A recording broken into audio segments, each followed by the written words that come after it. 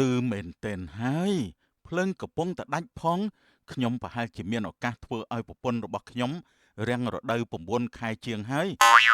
កុំគិតថាចង់ធ្វើអីផ្ដេសផ្ដាស់មកលើខ្ញុំឲ្យសោះណាខ្ញុំមិនតាន់ត្រៀមខ្លួនរួចរាល់នោះទេតែបងត្រៀមខ្លួនរួចរាល់ហើយក្នុងការធ្វើជាឪពុកគេតោះយើងដល់ពេលវេលារបស់យើងទាំងពីរហើយតែខ្ញុំមិនតាន់ត្រៀមខ្លួនទេណាចាំលើកក្រោយទៅលើកនេះល្អណាស់ដាច់ភ្លើងអញ្ចឹងកាន់តែពិសេសទៅទៀតអីទេខ្ញុំមិនទៅនោះទេទៅជាមួយបងឲ្យឆាប់ឡើងរឿងនាងជាសំណាងរបស់ខ្ញុំចេញពីសាលារៀនមកដល់ផ្ទះផ្លេតបែរជាឃើញមនុស្សជាច្រើននៅក្នុងផ្ទះព្រមជាមួយសំឡេងទ្រហោយំយ៉ាងក្តុកក្តួលនាងក្រមុំដែលមានអាយុ17ឆ្នាំបានចូលទៅក្នុងផ្ទះដោយយំជាមួយម្ដាយនិងកំពុងតែអបសពឪពុកដែលបានបាត់បង់ជីវិតទៅព្រោះតែគ្រោះថ្នាក់ចរាចរណ៍ពុកកុំទៅចោលខ្ញុំនឹងម៉ែអីពុកឆាប់ត្រឡប់មកវិញមកពុកកុំទៅចោលពុកខ្ញុំអីណាពុកបើអត់ពីពុកទៅនោះតើឲ្យម៉ែនិងខ្ញុំរស់នៅបែបណាទៅពុកអើវីអើយមិនបានជាឯងទៅចោលពួកយើងលឿនយ៉ាងនេះអើវីឯងមិនអាណិតដល់ពួកយើងខ្លះទេអីអើវីអើយអើវីត្រឡប់មកវិញមកពុកកុំទៅចោលខ្ញុំអីណាពុកអើវីឯងពិតជាដាច់ចិត្តណាស់មិនក៏ទៅចោលពួកយើងរហូតបែបនេះមួយខែក្រោយមកខែម៉ាជួយម្ដាយលក់បង្អែមនៅមុខផ្ទះបន្ទាប់ពីខ្លួនចេញពីរៀនមីអូណាទៅងូតទឹកទៅណាកូនម៉ែអាចលក់ម្នាក់ឯងបានកូនទៅតែចេញពីរៀនផងទៅងូតទឹកឲ្យត្រជាក់ខ្លួនសិនទៅណាកូនណាមិនអីទេម៉ែខ្ញុំអាចជួយម៉ែបានណាម៉ែទៅសម្រាប់ចាអើយម៉ែអរគុណហើយណាកូនស្រីមានអ្នកទិញជិះម៉ូតូមកឈប់នៅពីមុខតូបលក់បង្អែមមីអូនណាបង្អែមពូ2ថង់មកក្មួយចាប់ពូតបតមកពីណាដែរអូពូទៅទិញថ្នាំឲ្យម៉ែវាហើយក៏ឈៀងចូលមកជួយទិញបង្អែមក្មួយហ្នឹងណាអ្នកអើយយ៉ាងម៉េចដែរអ្នកបើត្រូវការអីរកអ្នកភូមិយើងបានណាកុំទ្រាំពិបាកតែម្នាក់ឯងអីចាអរគុណហើយណាលោកបងដែលមានចិត្តល្អជាមួយខ្ញុំនិងកូននោះអ្នកអើយខ្ញុំឃើញអ្នកលំបាកតែពីអ្នកកូនស្រីហើយកូននៅរៀនមិនទាន់ចប់ទេថ្នាក់ទី12ឆ្នាំនេះជាឆ្នាំដែលកូនត្រូវប្រឡងទៀតមីអូនប្រឹងរៀនណាក្មួយព្រោះម្ដាយហត់ណាស់ដើម្បីតែកូនដែលនៅរៀននេះគឺត្រូវការលុយជាប្រចាំតែម្ដងក្មួយកុំកិច្ចសាលាកុំធ្វើឲ្យម្ដាយក្មួយពិបាកចិត្តដោយសារតែក្មួយឲ្យសោះណាក្មួយចាប់ខ្ញុំមិនដែលធ្វើឲ្យម៉ែខកចិត្តនោះទេខ្ញុំនឹងធ្វើឲ្យម៉ែមានមោទនភាពដោយសារតែខ្ញុំពូសប្បាយចិត្តណាស់ដែលក្មួយមានការតាំងចិត្តបែបនេះហត់ណែអរគុណណាពូនេះបង្អែមរបស់ពូបានហើយណែអរគុណណាស់ក្មួយស្រីថ្ងៃចេញលទ្ធផលប្រឡងក៏បានមកដល់ខេម៉ាចប់បាក់ឌុបប៉ុន្តែមិនមានលុយទៅរៀនបន្តឡើយនាងមកដល់ផ្ទះវិញខាញ់រថយន្តនៅឈប់ចតពីមុខផ្ទះនាងណែកូនខ្ញុំមកដល់ផ្ទះល្មមខេម៉ាកូនមកជម្រាបសួរពូនិងបងកូនឯងមកជម្រាបសួរពូជម្រាបសួរបងប្រុសបាទក្មួយកូនអ្នកកំមុំហើយអាយុប្រមាណហើយអ្នកកូនខ្ញុំ18ឆ្នាំដាច់ឆ្នាំនេះហើយណាលោកបងគិតគូតាមនឹងទៅណាពេលកូនអ្នកអាយុ18ឆ្នាំពេលណាខ្ញុំនឹងនាំកូនប្រុសមកសួរម្ដងទៀតពេលនេះគ្នានៅក្មេងឲ្យគ្នាខំរៀនសិនចុះខ្ញុំនឹងកូនប្រុសទៅវិញសិនហើយណាអ្នកចាលាសិនហើយណាលោកបង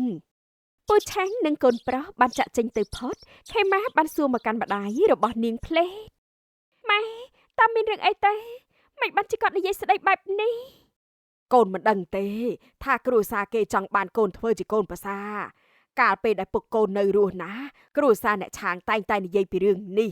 តែពេលនេះពុកកូនស្លាប់ទៅហើយគេក៏មកសួរម្ដងទៀតតែកូនមិនតាន់ពេញវ័យស្រួលបួលទេម៉ែក៏មិនមែនចេះតែលើកឲ្យគេដែរណាតែខ្ញុំមិនចង់រៀបការជាមួយអ្នកណាទេណាម៉ែមិនមែនឥឡូវទេណាកូនកុំតន់អាលភ័យទៅមើលនៅយូរទៀតឯណោះណា កូនត្រៀមខ្លួនឲ្យហើយទៅឆ្នាំក្រោយនេះកូនអាយុ18ឆ្នាំហើយម៉ែម៉េចក៏ម៉ែមិនសួរខ្ញុំបន្តិចសោះអញ្ចឹងខ្ញុំពិតជាមិនចង់រៀបការទេអើយនៅឲ្យស្គៀមទៅហើយធ្វើតាមម៉ែណានោះជីវិតកូននឹងរុងរឿងចាម៉ែពូឆាំងនិងកូនប្រុសមកដល់ផ្ទះវិញខណៈដែលកូនប្រុសបាននិយាយឡើងទាំងការមិនពេញចិត្តឡើយប៉ាមិនគួរណាទៅសួរកូនស្រីគេខ្ញុំបែបនេះទេខ្ញុំមិនពេញចិត្តនាងទេប៉ានាងនៅក្មេងពេកហើយក្នុងការដែលត្រូវមករៀបការជាមួយខ្ញុំនោះទុកពេលឲ្យនាង6ឆ្នាំទៀតទេ6ឆ្នាំទៀតឯងអាយុ30ជាងទៅហើយកុំធ្វើមើលតែខ្លួនឯងជាកូនក្មេងទៅមើលឪពុកនាងមុននឹងស្លាប់ពឹងយើងនេះឲ្យជួយគ្រួសារគេយើងមានតែធ្វើបែបនឹងទេទើបអាចជួយគេបានដោយពេញមុខពេញមាត់ឯងគិតថាយើងនេះចេះតែបង្ខំកូនដើម្បីឲ្យទៅរៀបការជាមួយគេមែនទេយើងមើលឃើញថាគេល្អដែរកូនស្រីគេជាក្មេងល្អហើយកូនក៏អាចជួយគេបានក្នុងនាមជាប្តីម្នាក់មិនមែនជាអ្នកដទៃទេកូនប្រុសកុំគិតច្រើនពេកអីណាឆាកជីវិតមនុស្សម្នាក់គឺខ្លីណាស់យើងមិនអាចនៅបែបនេះរហូតទេថ្ងៃណាមួយយើងអាចប្រែប្រួលកូនអាចនឹងមានចិត្តទៅលើនាងជាមិនខានទេទម្រាំទៅពេលវេលានោះមកដល់ខ្ញុំមិនដឹងថាអាចទ្រាំបានប៉ុណ្ណានោះទេតែណ៎ហើយចុះបើសិនជាប៉ាគិតអញ្ចឹងទៅហើយខ្ញុំក៏មានតែព្រមធ្វើតាមសម្ដីប៉ាខ្ញុំមិនចង់ធ្វើឲ្យកំពប់ប៉ុននោះទេអើកូនប៉ាឆ្លាតធ្វើបែបនេះទើបត្រឹមត្រូវណាកូនប្រុសខ្ញុំនឹងដើរតួជាកូនប្រុសល្អរបស់ប៉ាមិនបាច់ព្រួយបារម្ភទេខ្ញុំដឹងតែត្រូវធ្វើយ៉ាងណាហើយប៉ាជឿជាក់លើកូនរបស់ប៉ាខេម៉ាស់លោកបង្អែមនៅតូបតែម្នាក់ឯងខណៈនោះរ៉ាឌីនបានមកដល់តូបរបស់នាងសួស្ដីបងមករកម៉ែមែនទេម៉ែខ្ញុំទៅផ្សារបាត់ហើយគឺនៅខ្ញុំតែម្នាក់ឯងនោះទេ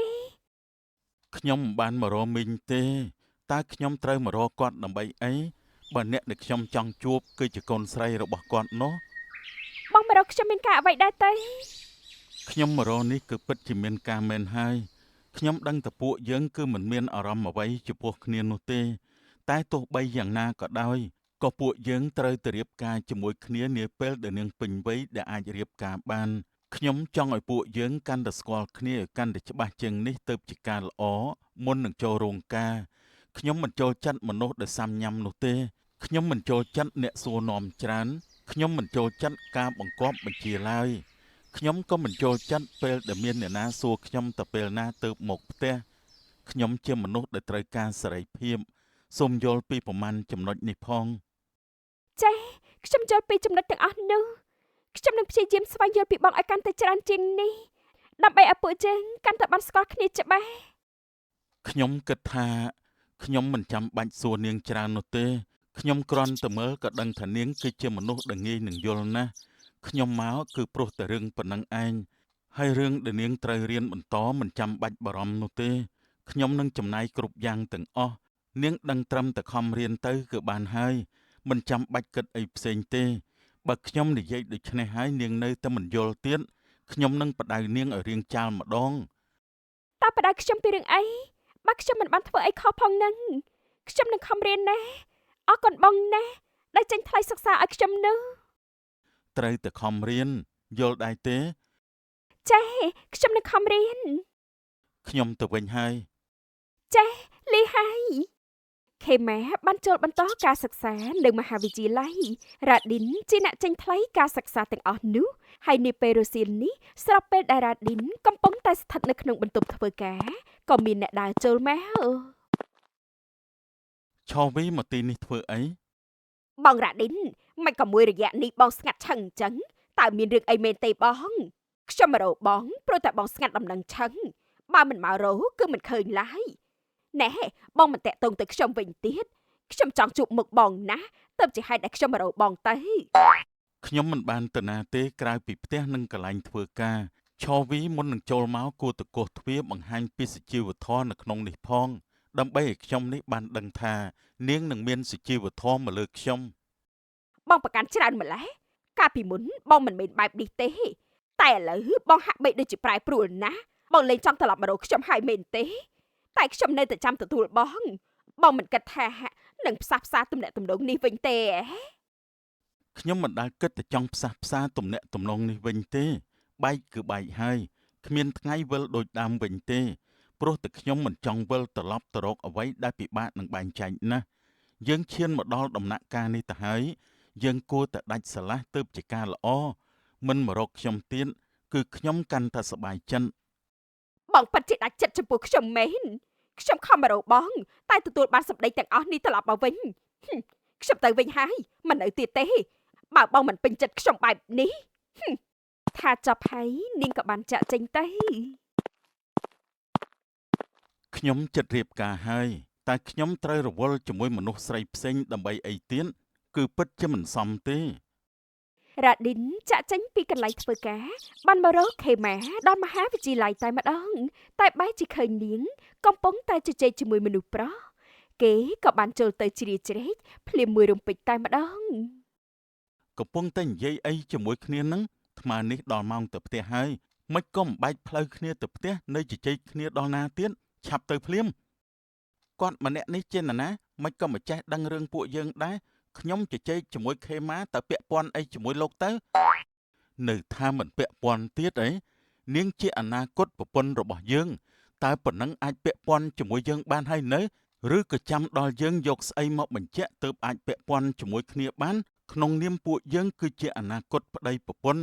យើងមានសិទ្ធិហួងហែងជាមួយគ្នាហើយឯងចេតនាដែរមកជជែករកស្អីកុំនាំរឿងឲ្យពួកយើងឆ្លោះគ្នាណាខ្ញុំជាមិត្តរួមថ្នាក់ខ្ញុំគ្រាន់តែសួរសុខទុក្ខគ្នាសោះក៏ខុសដែរមែន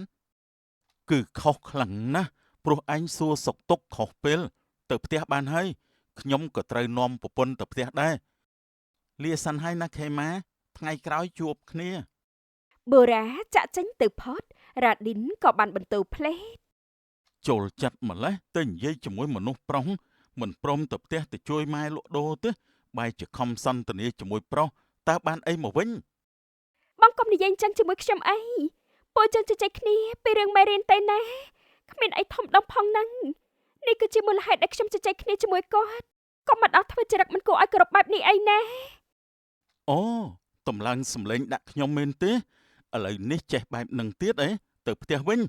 ចាំមើលទៅរៀបការរួចណាខ្ញុំនឹងបដៅចេញម្ដងឥឡូវនេះមិនទាន់រៀបការខ្ញុំក៏មានតែខំមាត់សង្កត់ចិត្តតែប៉ុណ្ណោះ ចា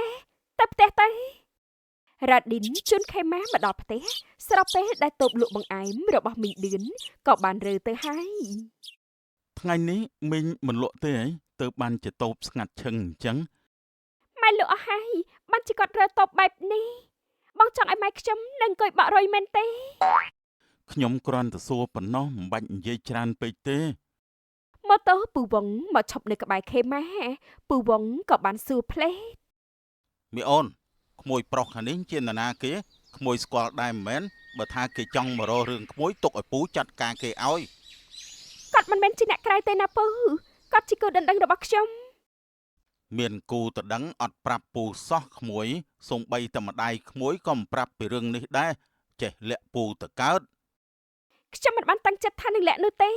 តែខ្ញុំមិនដឹងថាត្រូវប្រាប់ពូបែបណាទេ ពូមិនខឹងទេបើដឹងអញ្ចឹងហើយពូទៅវិញសិនហើយណាក្មួយ ចាជម្រាបលាណាពូពូវងបានចេញទៅផុតខេម៉ានិងរ៉ាឌីនក៏បានចូលទៅក្នុងផ្លេត មីអូនមកផ្ទះវិញហើយអីកូនមកជាមួយក្មួយប្រុសទៀតណែក្មួយអាយប់នេះនៅបាយផ្ទះមីងហើយមីងនឹងធ្វើម្ហូបឆ្ងាញ់សម្រាប់ទទួលក្មួយណា បានអរគុណណាស់មីង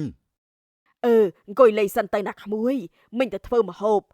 ណែមីអូនណាទៅងូតទឹកទៅណាកូនហើយជួយម៉ែធ្វើម្ហូបចាំម៉ែមីងឌឿនចូលទៅផ្ទះបាយផុតរ៉ាឌីនក៏បានទៅតាមខេម៉ាដល់ក្នុងបន្ទប់របស់នាងតាមខ្ញុំមិនអត់បន្ទប់ធ្វើអីទេ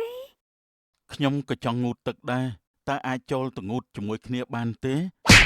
កុំផ្ដេសផ្ដាស់ជាមួយខ្ញុំពេកអីណាខ្ញុំមិនអនុញ្ញាតជាដាច់ខាតកុំកាត់ថាចង់ឆ្លៀតឱកាសជាមួយខ្ញុំបាត់ឲ្យសោះនោះខ្ញុំដឹងមុនថាមកជាចង់ធ្វើស្អីណែកុំខាត់ខ້ອຍពេកណាត្រូវចាំថាយើងមិនតាន់រៀបការជាមួយគ្នាឡើយមិនអាចធ្វើអីផ្ដេសផ្ដាស់ទេ ខ្ញុំនិយាយលេងតាខ្ញុំមិនមែនជាប្រភេទមនុស្សខលខូចបែបហ្នឹងទេ ខ្ញុំសុភាពបរោះណាស់ខ្ញុំចេញទៅវិញហើយណាយើងនឹងបានងូតទឹកជាមួយគ្នាពេលដែលយើងរៀបការរួច ចាំមែនទេហើយណែចេញឲ្យផុតទៅ បាទខ្ញុំចេញទៅមុនហើយ រ៉ាឌីនចេញពីក្នុងបន្ទប់របស់ខេម៉ាភ្លាមគាត់នេះខូចមិនណយទេរយៈពេលជាច្រើនខែបានកន្លងផុតទៅ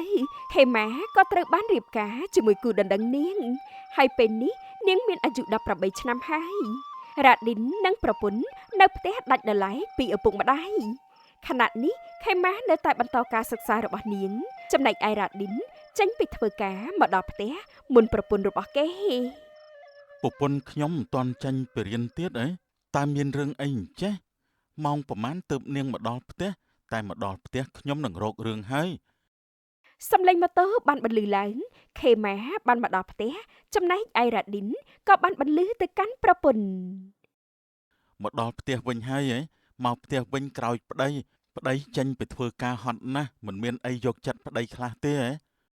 ខ្ញុំមកពីរៀនក៏ហត់ដែរមិនចង់ប្រកែកជាមួយប្តីទេ ខ្ញុំមិនបានចង់ប្រកែកជាមួយទេតែក្នុងនាមយើងជាប្តីប្រពន្ធយើងគួរតែឆ្លោះគ្នាខ្លះទៅកុំឲ្យផ្ទះយើងវាស្ងាត់ពេកអីក្នុងនាមខ្ញុំជាប្តីដែលធ្វើការហត់នឿយក្នុងមួយថ្ងៃខ្ញុំចង់បានពាក្យលើកទឹកចិត្តពីប្រពន្ធតើអាចផ្ដល់ឲ្យប្តីបានដែរទេពាក្យលើកទឹកចិត្តសម្រាប់ប្តីម្នាក់នេះ លោកប្តីមកពីធ្វើការហត់ហើយណែបងគួរតែសម្រាប់ឲ្យបាត់ហត់សិនទៅហើយប្រពន្ធម្នាក់នេះនឹងរៀបចំបាយទឹកសម្រាប់ប្តីប្តីដ៏អស្ចារ្យរបស់ខ្ញុំបងពិតជាលុយណាស់រាល់ថ្ងៃនេះបើអត់ពីប្តីណាខ្ញុំចាប់មិនខានទេ ពាក្យលើកទឹកចិត្តបែបនេះហើយដែលខ្ញុំចង់ស្ដាប់ទើបមានកម្លាំងធ្វើការចិញ្ចឹមប្រពន្ធក្មេងម្នាក់នេះទៅរៀបចំបាយទឹកឲ្យប្តីមកណា ចាលោកប្តីខ្ញុំទៅសិនហើយណានៅក្នុងមហាវិទ្យាល័យខណៈដែលខេម៉ាកំពុងតែអង្គុយនៅលើបង់មើលមេរៀនរបស់នាងមិត្តភ័ក្តិរួមថ្នាក់ក៏បានមករាក់ទាក់នាងខេម៉ាលើថាឯងរៀបការរួចហើយមែនទេតែហេតុអីបានជាឯងនៅតែរៀនទៀតនោះរឿងរៀននេះមិនមែនសំដៅទៅលើអ្នកដែលនៅលាវឬក៏ក្មេងៗនោះទេគឺមនុស្សយើងគ្រប់គ្នាអាចរៀនបានគ្រប់វ័យដែលយើងចង់ចូលរៀនណាមិនកំណត់លើរៀបការឬក៏នៅនោះទេបើមនុស្សចង់ត្រឡប់មករកការសិក្សាវិញគឺគេអាចត្រឡប់មកបានគ្រប់ពេលសាលាគ្រប់មជ្ឈដ្ឋានស្វាគមន៍ជានិច្ចណាដោយមិននិយាយឬក៏វាតម្លៃឡើយតែមាត់មនុស្សទៅវិញទេដែលវាតម្លៃនោះខ្ញុំដឹងថាការដែលចង់រៀនគឺរៀនបានគ្រប់វ័យឯងពិតជាល្អណាស់ប្តីឯងបានបញ្ជូនឯងមករៀនទៀតប្តីគេល្អដល់ហើយប្តីខ្ញុំជាមនុស្សល្អណាស់តោះត្រង់តែទេគាត់ប្រច័ណ្ឌច្រើនទេប្តីស្រឡាញ់គឺប្រច័ណ្ឌបែបនេះហើយឯងកុំទៅខឹងអីខ្ញុំមិនបានខឹងទេតែហត់ចិត្តបន្តិចណាអើយធ្វើមិនទេបើមានឈ្មោះជាប្តីប្រពន្ធហើយនោះគឺត្រូវតែប្រច័ណ្ឌបែបនេះហើយណែខ្ញុំទៅផ្ទះមុនហើយណាចាលីហើយកល្យានចាក់ចេញទៅផុតមិត្តរួមថ្នាក់ម្នាក់ទៀតក៏បានមកដល់ល្មម ខេម៉ាមិនទាន់ទៅផ្ទះវិញទេនឹងអង្គុយទៅនេះដល់ណាទៀតបើថាគ្មានអីជិះទៅផ្ទះវិញទេចាំខ្ញុំជូនទៅផ្ទះក៏បាន ខ្ញុំចាំប្តីមកទទួលណែពេលគាត់មកដល់គឺតែមករកខ្ញុំហើយ ខេម៉ារៀបការលឿនយ៉ាងនេះមិនទុកពេលឲ្យខ្ញុំបានញ៉ែសោះប្រញាប់ទៅយកប្តីចោលអ្នកញ៉ែ ខ្ញុំដល់គូហើយខ្ញុំត្រូវទៅយកប្តីអញ្ចឹងហើយណា ប្តីរបស់ខេម៉ាពិតជាសំណាងដែលបានខេម៉ាធ្វើជាប្រពន្ធខ្ញុំមកក្រោយអត់មានឱកាសតែម្ដង នៅលើលោកនេះមានមនុស្សច្រើនណាស់មិនមែនតែខ្ញុំទេមានមនុស្សស្រីល្អជាងខ្ញុំច្រើនណាស់ដែលនឹងបង្ហាញខ្លួនមកត្រូវជាគូនឹងបូរ៉ា តែខ្ញុំពេញចិត្តលើខេម៉ាតែអនិច្ចាដែលខេម៉ាមានប្តីចោលខ្ញុំ ស្របពេលជាមួយគ្នានោះទូរស័ព្ទខេម៉ាក៏បានរោឡើងចាខ្ញុំនឹងទៅភ្លាមណាខេម៉ាក៏បានប្រញាប់ចាក់ចេញទាំងភ្លេចនិយាយលាបូរ៉ាទៀតផង បញ្ញាប់ទៅរកប្តីពេកដល់ថ្នាក់ភ្លេចនិយាយលាខ្ញុំហើយខេម៉ានេះ ខេម៉ារត់មកដល់រថយន្តប្តីដែលកំពុងតែរង់ចាំនៅមុខសាលានាងអេ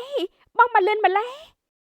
ចង់នៅយូរដើម្បីបានញ៉ែជាមួយនរណាមិនមែនកុំគិតតែប្តីមិនដឹងឲ្យសោះប្តីគឺដឹងណាស់ ខ្ញុំមិនបានមានន័យអញ្ចឹងទេបងកុំចេះតែស្មានដល់ខ្លួនឯងពេកអីណាយើងទៅផ្ទះបានហើយមែនទេ បើមិនទៅផ្ទះគិតតែយើងនឹងទៅណា ខ្ញុំគ្រាន់តែសួរបងប៉ុណ្ណោះណា តោះយើង អ្នកទាំងពីរបានមកដល់ផ្ទះវិញ ខណៈដែលភ្លើងនៅក្នុងផ្ទះក៏ដាច់ពឹបតែម្ដង ដាច់ភ្លើងបាត់ហើយខេម៉ាចូលទៅងូតទឹកទៅ អីដាច់ភ្លើងហ្នឹងតើឲ្យខ្ញុំងត់ទឹកដោយរបៀបណាទេ ខេម៉ាឥឡូវដូចតមាត់ណាស់បើបងជាប្តីប្រាប់បែបណាប្រពន្ធគួរឲ្យធ្វើតាមមិនមែនប្រកែកតវ៉ាទេ មិនឲ្យខ្ញុំតវ៉ារបៀបម៉េចទេបាត់ដាច់ភ្លើងងងឹតឆឹងចឹងនោះណែចេះតែប្រាប់មិនដឹងពេលវេលាតែម្ដងហើយបងឯងនេះ ឌឺមែនតែនហើយភ្លើងកំពុងតែដាច់ផងខ្ញុំប្រហែលជាមានឱកាសធ្វើឲ្យប្រពន្ធរបស់ខ្ញុំរាំងរដូវ9 ខែជាងហើយក ុំគិតថាចង់ធ្វើអីផ្ដេសផ្ដាស់មកលើខ្ញុំឲ្យសោះណែខ្ញុំមិនតាន់ត្រៀមខ្លួនរួចរាល់នោះទេ តែបងត្រៀមខ្លួនរួចរាល់ហើយក្នុងការធ្វើជាឪពុកគេតោះយើងដល់ពេលវេលារបស់យើងទាំងពីរហើយ តែខ្ញុំមិនតាន់ត្រៀមខ្លួនទេណែចាំលើកក្រោយទៅ លើកនេះល្អណាស់ដាច់ភ្លើងអញ្ចឹងកាន់តែពិសេសទៅទៀត អីទេខ្ញុំមិនទៅនោះទេ ទៅជាមួយបងឲ្យឆាប់ឡើង រ៉ាឌីនអូសប្រពន្ធចូលទៅក្នុងបន្ទប់ផ្លេត5 ខែកន្លងផុតទៅ